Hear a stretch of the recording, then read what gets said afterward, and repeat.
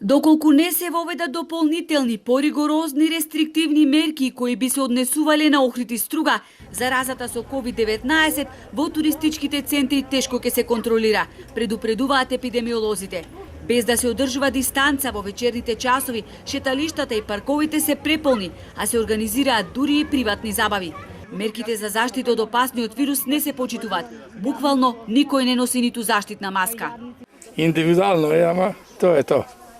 Се поштоват мерките, не гледам дека не носат сите маски. Ја да ти кажам, носам, ама од што су лекарски и од хемикали што работам до сега немам кајано. А вака кога ти излеза продавница ги гледам. Ево е.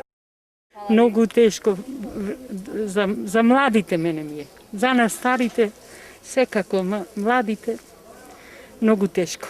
Струга ланска година во ова време вриеше од народ, од туристи. Ние сме двајцата вевчанци.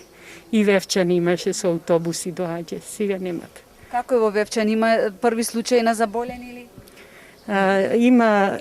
Во услови кога сред лето нема гости однадвор, загрижува фактот што заразата со несовесното и неодговорно однесување си ја пренесуваме самите еден на друг. Ние на овој период веќе сме работеле на 4 ленти. Како што гледате овдека работиме се моментално со една лента. Значи, тука имаше доста странски државјани од Европска унија кои транзитираа низ нашата држава и одеа на одмор во Албанија. Сега тие, значи, државјани од Европска унија немам. И самото ограничување со ПСР тестовите не е трајно решение. Значи, гледате дека сега фактички нас опасноста може повеќе ни доаѓа од внатре одошто од надвор. Во општата болница во Охрид има 25 заразени пациенти, од нив 5 се на кислородна поддршка. Ситуацијата е премногу комплексна, бидејќи лекарите работат со последни сили. Сега заразени прима и болницата во Струга. Додека нашите капацитети беа празни, ние ги примевме сите пациенти од Струга. Значи, ние 2 месеци ги примавме пациенти, ги испитувавме тука, транспорт. Ако ви кажам дека за еден месец, значи 146 истории се само отворени на инфективно деление во Охрид, од каде од 90% се од Струшката болница. Епидемиолозите наредните недели очекуваат драстично зголемување на бројот на заразени во Охрид и Струга. Единствена друга мерка, која што може да дојде во предвид, како дополнување на овие сегашни мерки, е рестрикција во движењето. Некај нас насекаде во светот.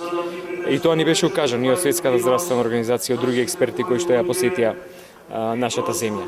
За сега не. И покрај укажувањето од Светската здравствена организација, за сега нема воведување на рестриктивни мерки ниту во туристичките центри. Ке се воведат ако луѓето продолжат со непочитување на мерките, вели ресорниот министер.